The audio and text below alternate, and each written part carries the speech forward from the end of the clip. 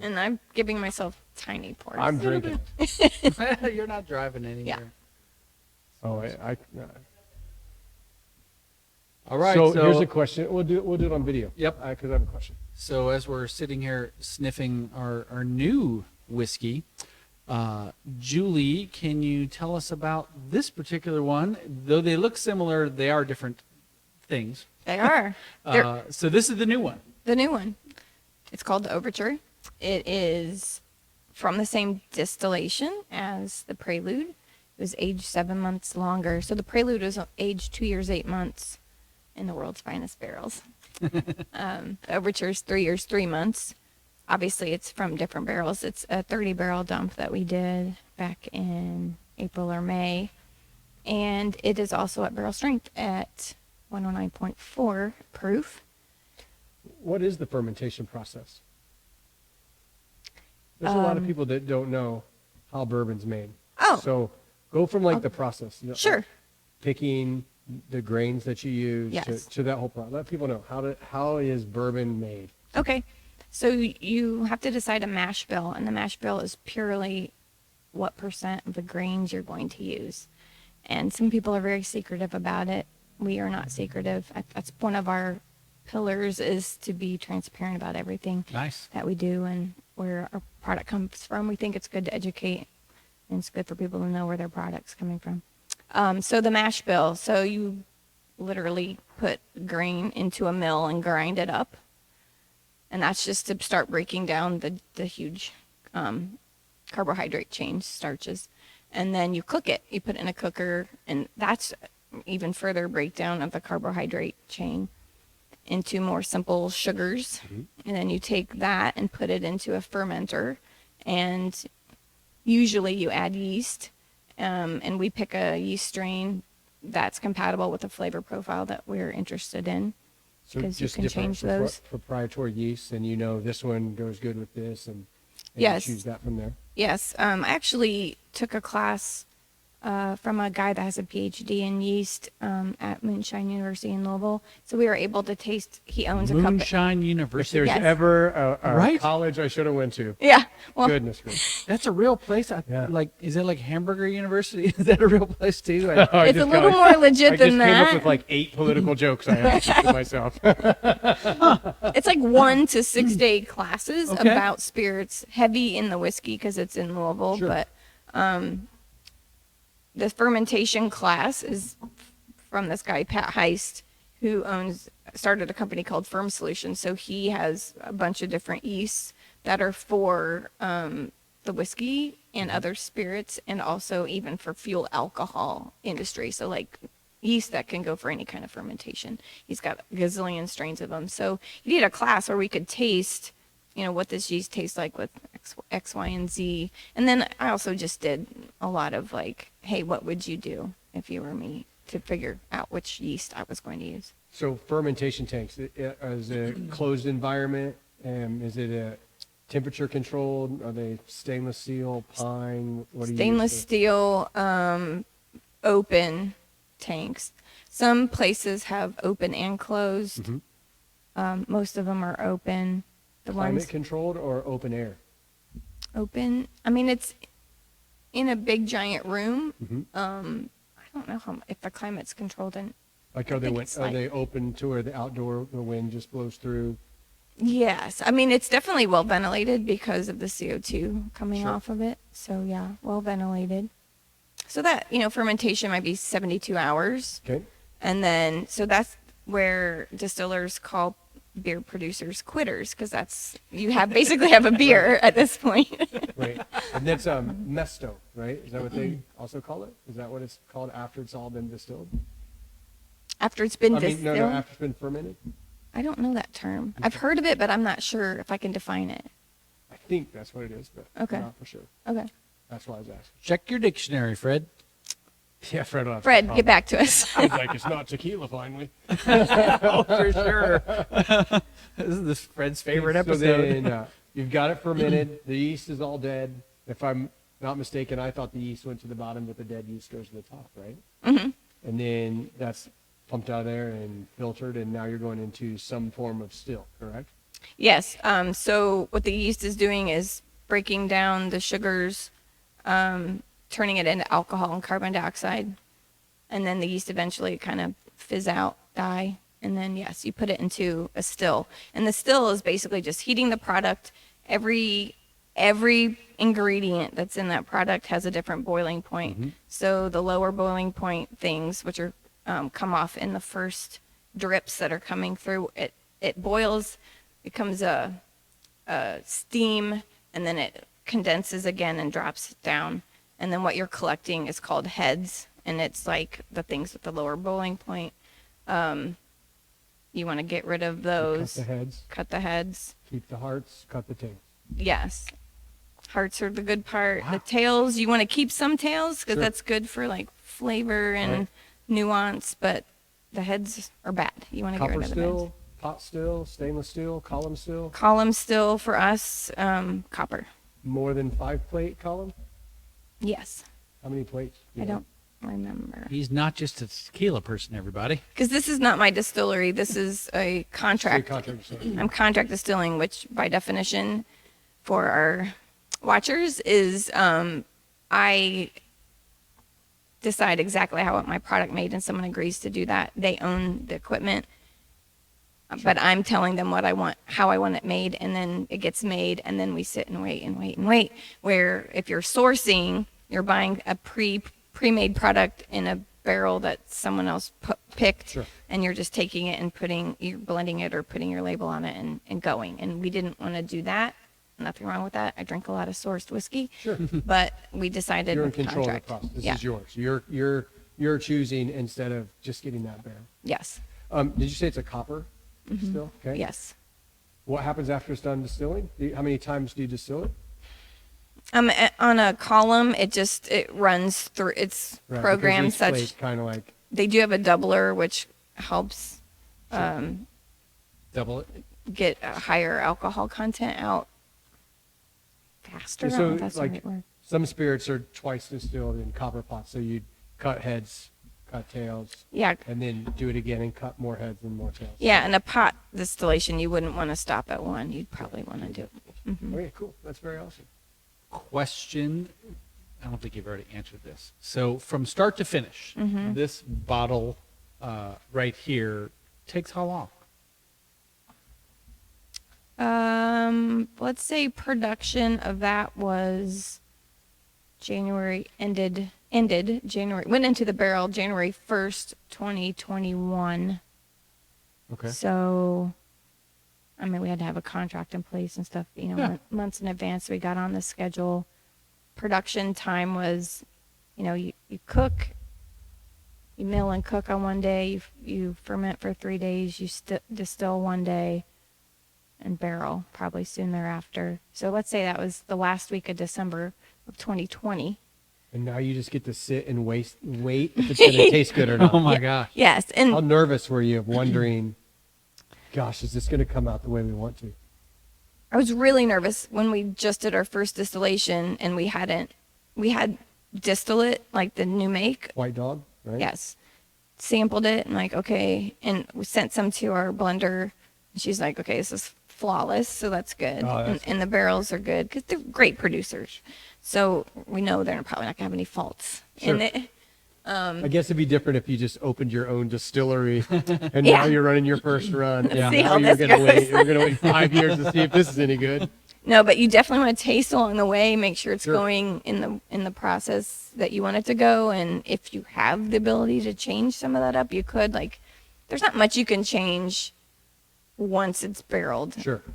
You could definitely know if something's off, and it could be ruined. And there's experts you can have come in and like help There's you fingernail polish figure in it this out. one. This one's dead. Right? That's a Yeah, It's an ethanol there's flavor some that can come back. there are some bad things that you can't recover from. And I'm not sure there's a ton you can do, but like, maybe move it around in the brick in the house. barn, But right? Now, how many times do you go and check and taste the barrels? And also the fun part would be, how many barrels do you get to taste? I think we waited 6 months or so after our first distillation, and just to make sure we were heading in the right direction. And I'm Right. trying to think, maybe even a little bit longer. We may have waited till the summer because the summer expansion, you're Sure. getting all that liquid into the wood with the heat. And as temperatures start to cool off, it comes back into the barrel, and you're going to get an idea of what that barrel is doing to that whiskey. And when I found out that was heading in the right direction, it was like this The big. nerves went away. Oh man, yeah. I mean, because we had a great distiller with nothing weird. As I didn't say, I want to use this crazy yeast and let's just see what happens. See what It was happens, right. pretty, See what this does. yeah, pretty solid decisions, nothing crazy. And then these world-class barrels, like you can tell yourself, this is going to be, just excellent. But until you taste it, it's still just a little nerve-wracking. It's kind of like that new shirt I brought home from Nordstrom's. It was at Nordstrom's. It's a really nice shirt. And it's got to be great. And then, of course, I put it on, and maybe it wasn't as great as I thought it was going to be. Because my barrel wasn't very good. Yeah, there you go. Was it skinny mirrors in the Yeah. store? For sure. Damn I skinny don't know what mirrors. these people do to get into some of their clothes. Now, Julie, you are unique in the whiskey world as a female distiller. That's a pretty rare group, is it not? It's becoming less rare, but it's still quite rare to have just women in whiskey in general are still quite few compared to the men. But we're definitely kind of surging into, there's several master blenders and some master distillers and some owners of brands. So Yeah. What's the barrel person called? Cooper, No, like the person that knows how to blend. Like is there blender. just is it like a master blender, like Yes. that's the guy you go to or girl you Yeah, go to so to you say, would- how do you blend? Yeah, they would do quality We assurance. call him Chuck. Chuck. It's Chuck. So in that process, are they like taking barrels and then taking percentage of them and blending them together in a small amount and then doing a tasting to know which blend works the best? Or how do they even figure that out? So we'll send samples. So our blender, we have we had 70 barrels of this rye, which is the oldest distillation. And we sent her samples, like 200 ml samples of each one of them. And they're all different. So I don't know how you do it, but you go through and you inventory them and Sure. you can mark it. So my blender has said, I like to mark some for, like, this one's okay, but there's no standout, like, flavor or interest, but it's a good base. And the vast majority of them are going to be just base whiskeys in the blend, right? So she'll mark it, like, base. Might mark, like, what flavors she's noticing.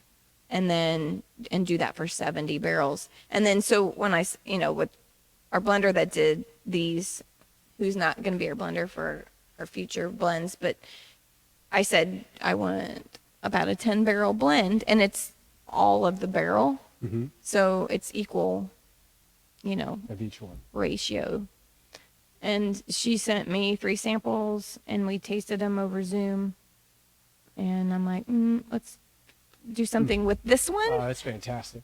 And then she'd send me a few more, and then so I kind of helped guide her, but I'm by no means, I don't have that kind of palate. Excuse to me. do You it. don't want Brian in that. I need to cross this off my future job list of being able to- taster. yeah. As well known on this show, Brian doesn't taste things very well, so We say he has taste pals instead correct. of taste buds. I don't have taste buds. I have taste pals, and it's just not good. So that's Taste not a future acquaintances? career. Yeah, actually, acquaintances might be even better. Yeah, taste acquaintance. I'll tell you something that might help, and my wife will attest to this. So the other day I ran in the evening. I couldn't get my run in during the day. If I have to run for this to work, we're out too. But continue. So I ran, and I came back, and I poured a glass of tequila, and I was like, oh my gosh, this smells amazing. And it tasted amazing. And somehow running, changed my whole, I have Really? a lot of sinus problems, too. And I guess it just, Open you up. Move some so air opened through. up. And that tequila was amazing. So I hate to admit to this, but I ran today at 2 o'clock in the afternoon. And the first thing I did was come out and taste one of the tequilas today. and it Test was your- amazing. It was, Really? Oh, it was. I smelled things that I hadn't Wow. smelled in that tequila before, and tasted things I hadn't tasted before. So Wow. I believe everybody should run to a tasting Well, Dr. J, physically. I've had 3 nasal polyp surgeries Yes. back in my college days. So, like, my sense of taste and smell aren't great. So I don't have refined taste. That's a recurring theme on the show. So Master Blender is not. No, not Master in your Blender is future. not in my future, nor is Runner. So really, I should cross that off as well. Hold, You should just keep. hold for selling Brian. I'm alphas. going to cross that off He my had list foot too. polyps removed too. Yeah. I didn't have any polyps removed. No, I just take a lot of allergy medicine. There's that. So, All right. go ahead. Well, I was going to ask, as we've talked a lot about the whiskey here, and pre-show we had a significant talk about the future of Fortune's Fool. Can you give us, and Brad, this is not a 4-hour show, It could be. because I know where this is going. Well, before Fred, you go there, I strap want to in. say one thing before Yeah, you switch. go this ahead. up. So, I'm going to pass your information on to some friends of ours that own a podcast called The Bourbon Pour. Oh, yes. Okay. And they have been reviewing bourbons on a YouTube channel for a long time. They have like 15,000 followers. They're in Seymour, Indiana, and they have a great show. Okay. And I think one of the things It's a YouTube show primarily. a YouTube correct? show, yeah. And they do this. They just come on and taste bourbons. Is it husband and wife? Hmm? Is it a husband and wife? Nope, it's 2 guys. And Okay. I know they're not Okay. married Okay. to each other. To each Okay. other. Yeah. So I think that you doing this with them Oh, yeah. they- would give such amazing exposure to your product, but also take what they're doing on their show to that next level. Because there's a lot of bourbon nerds, right? A lot of people that drink spirits and really get into how's that spirit made, how are they doing their barrels, why does this taste different, and there's not a lot of companies coming on talking about that. Transparency. So I think that would be very cool, and I know Yeah. they would be really excited. Plus, they like having bottles of bourbon, so they would be like stoked to have you on. And I'll get some info passed back and forth and reach That'd be out. awesome. And watch our show. Go to the Bourbon Pour, like, follow, share, subscribe, whatever you do there. It's pretty neat. All right. Well, again, not a 4-hour show. I know I'm gonna get really excited. I know. The future for Fortune's Fool. We know you have something minorly in the works. Where are you headed with that? Well, because our barrels are so great, we didn't want to do a one and done. Sure. Because for a bourbon specifically, can't reuse it to call it a bourbon. In our rye, for example, it fits all the criteria for bourbon except the mash bill because it's 62% rye. But we didn't want to reuse it and just do a whiskey. Yeah. For one, we just don't know what kind of draw there is for a whiskey. And eventually our rick house would be full of whiskey barrels that have to sit for twice as long, maybe 8 years. Oh, wow. It's like using a tea bag a second time, if you think of it that way. Mm-hmm. It Yeah. has Wow. to sit a lot longer to extract and add the things that you need. So we didn't want to do that every time we dumped barrels. So not with the Prelude. We actually did do whiskey with the Prelude. It was 10 barrels. With the Overture, with 30 barrels, we contracted with a distillery in Tequila, Mexico, and we're making What? tequila. By the way, because she mentioned Tequila Mexico, that's a shot for those of you scoring at home and playing our drinking game. So, yes, because Brad talks Tony and I about go to his Tequila trips Mexico, to so we Tequila talk. Mexico. Every time we mention Tequila Mexico on the show, someone has to do a Someone shot. has If I mention my previous life as a teacher, they have to do a shot as well. I'm not sure if anyone actually plays along. However, we reference the drinking game. So thank you for that. Where are you at with that process, I guess? Well, the barrels made it to Mexico in May, June, July, August, September. So we're going on 5th month. They're pulling samples. So they produced tequila, filled our barrels with them. They're aging down there. They're pulling samples every 2 months for us to go down there and kind of see where it's coming and deciding on when we want to blend and bottle. So are you gonna? By the way, I'm going to back off at this point because Brad's about to take over the You're- show. You're no longer needed. Yeah. Just for editing. So are you gonna start with the launch of an añejo or a repo, or what's your like? Because most tequila brands will come out with their blanco first, and then they go into the aging process. But you come from a different area. You've got Right. barrels Right. that nobody else has. So what's that first release going to be? The plan was reposado Okay. and añejo eventually, and who knows after that. Sure. So did but you we'll do a see. rechar of the barrel, or did you leave the barrel the same? Left the barrel the same. Wet or dry? What do you mean wet or dry? We sent it down wet. So they probably aged wet. So some will dry before they send the barrel, and then age dry. Some age wet. And Okay. age wetting should bring that flavor profile much quicker. Yeah.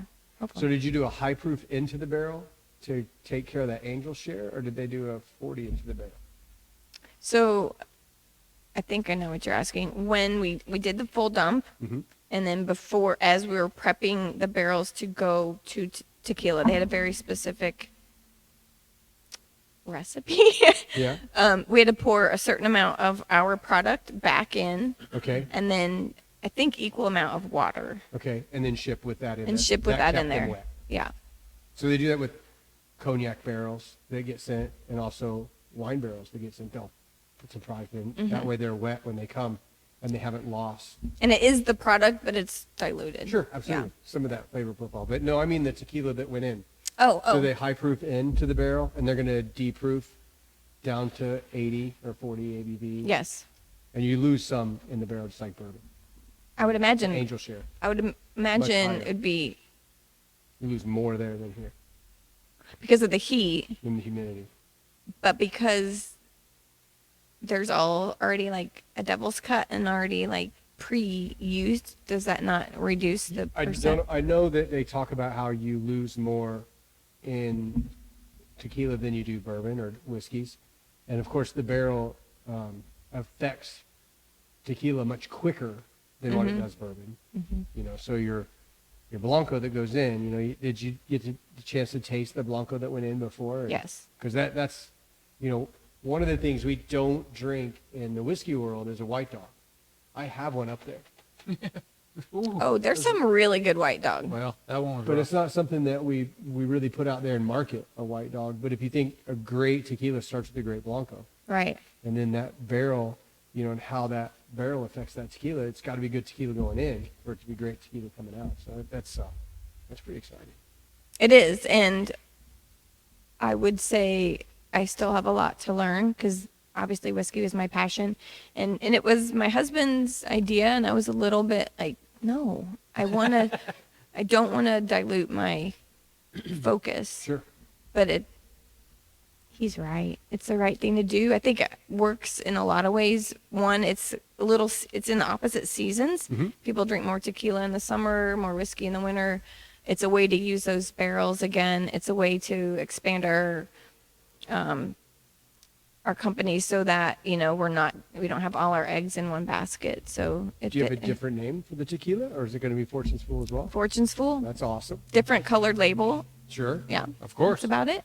So, you can use your barrels a lot more times with tequila. I know. It's fantastic. That's And, awesome. and that's why I was asking you about the char, because kind of 1, 2, 3, 4, for char levels, and they'll change that char level, scrape that barrel back out, load it back up, use it again. But of course, after so many years, the barrel becomes just an oxygenator. It's just some place for that tequila to rest. It's giving very little from the barrel. Flavor. Yeah. Yeah, I don't know where the sweet spot is. Like how, and The I mean, I sweet- have a lot to learn. The sweet spot is fantastic agave going in. I'm telling you, that it is so true. Of is- course, you have to have great product Yeah. in. Is there a timeline on anticipation of that coming out? Completion. I'm Anything gonna like say I don't know. Like the industry kind of threw us a wrench this summer where just everything slowed down. There's if you read like Mark Brown's, I don't know if you read Mark Brown's like daily email, it's about what's going on in the spirits world, and it's kind of ugly. and it's multifactorial. This past summer, the craft spirits especially has been struggling. It's because we're spending our money at Walmart right now. I mean, that's the huge part of the economy is people are going, okay, I'm going to buy that huge, handle of Yeah. that because I drink every day, but I really love that more expensive one, but that handle's cheaper, so I'm going to Yeah. go buy that handle. I Yeah. mean, that's really a thing that's happening in inflation and all these things. That Sure. we talk about as real estate people has affected anything that's craft, special, or more expensive. Yeah. And so I did a speech last week at the Rotary Club of Indianapolis. And I was Nice. like, so I implore you to think of, when you're about to grab that bottle of product that's good, but mass produced, but a little bit cheaper, is that really what you want? Or do you want to support a small craft business that's really trying to like tweak it and make it like I mean, perfect? in the tequila space, stay away from the big ones. Honestly, they're all owned by American, Japanese, or European countries. You go to these small, Mexican distilleries that are helping the Mexican people that are there and the Mexican farmers that are making the agave. And, we've talked about how long it's set in the barrel, but magistration of tequila doesn't start in the barrel like it does with bourbon. It starts in the field 8 years before you can harvest that plant. Yeah. So when you think of how that farmer, we throw corn in the ground and pop it out at the end of the season, but they're putting that in the ground and waiting.